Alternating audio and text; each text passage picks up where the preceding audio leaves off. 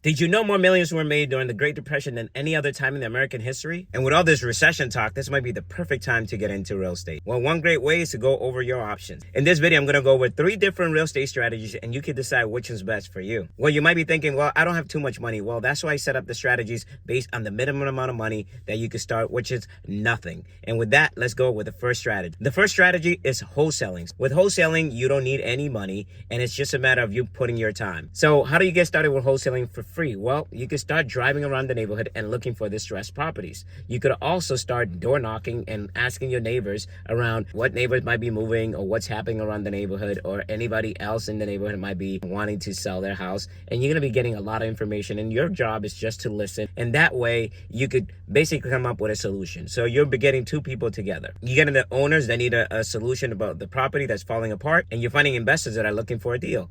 So here you're getting a solution for both parties. You need to know that the property needs work and how much work is going to be needed, because this is what the investor is going to ask. And then you also need to know that you're going to have to get the property at a lower value. So that way the investor is going to be able to make some money. One of the key things is you might find properties that you have the owners that are going to be out of state. And again, they might be paying taxes. They might have abandoned this house. And you want to do is find those owners to then find a solution for them by finding an investor that might be interested in buying the property. That way, the investor could come in, someone like myself will come in and fix a property, and then therefore they're going to flip it or keep the property to make money in the future. For you as a wholesaler, you get that property under assignment. So that means that you have the property and you're going to be signing over the assignment to an investor that's going to be buying the property.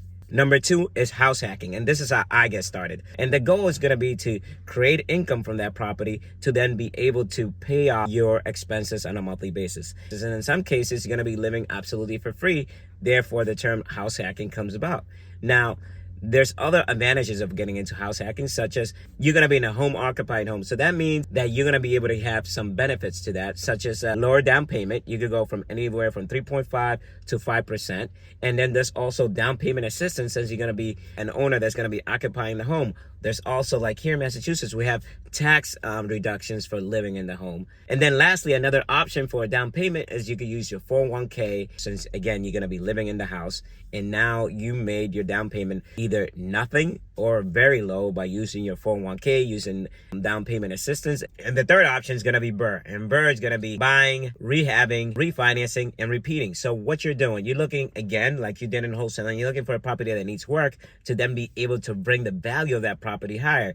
Since you're not going to be living in the home, that means you might need a bigger down payment, anywhere from 15 to 25%, depending on what type of loan you're getting. In this case, what happens is you're going to be buying a house that's going to need work, and your goal is going to be to increase the value of that property. So let's just do the numbers super simple for this one. So let's say you buy a property at $50,000. You put $10,000 deposit, that's a 20% down, and you put another $15,000 to fix it. Now you're at $75,000. Now you go back to the bank and the bank says, hey, we're willing to give you $75,000 for the value of this house, because we want you to keep 25% of the value of the house into the home. So guess what? You just put $50,000 to buy the house, $10,000 for the down payment, and $50,000 to fix it. That's $75,000. Now you're into the house at $0. So you recovered your $10,000 and you're ready to do it again. And this is a concept of BRRRR. So you bought, you rehabbed it, you refinance, and now you're